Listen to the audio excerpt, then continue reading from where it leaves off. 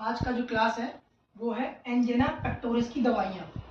जो BSc nursing second year है उसमें फार्माकोलॉजी है, उसका टॉपिक है। क्वेश्चन पूछा गया है कि एंजेना पेक्टोरिस में कौन सी मेडिसिन यूज होती है। तो सबसे पहले बात करते हैं एंजेना पेक्टोरिस है क्या।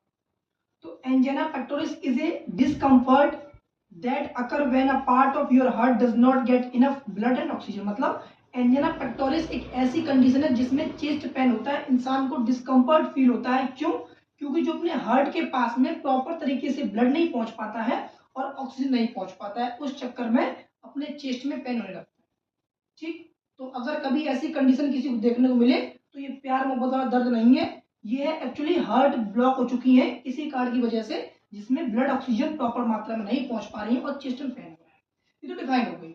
अब बात करते हैं ऐसे नॉर्मली कि एंजिना पेक्टोरिस होता क्यों है, कॉज क्या है, इसकी इटियोलॉजी क्या है।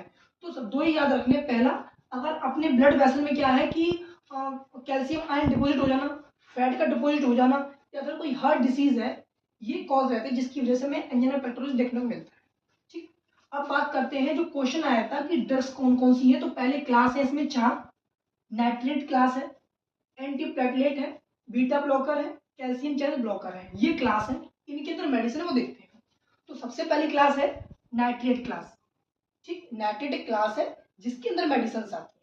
तो नाइट्रेट जो क्लास है उसका काम क्या है, relieve chest pain by widening blood vessel. जैसे ही कोई नाइट्रेट यानी जो क्लास की दवाई है नाइट्रोग्लिसरीन, जब किसी एंजिना पेक्टोरिस पेशेंट को डॉक्टर द्वारा नाइट्रोग्लिसरीन दी जाती है तो उसे चेस्ट पेन में रिलीफ मिलता है। क्यों? क्योंकि ब्लड वेसल थोड़ी वाइड वाइड हो जाती है।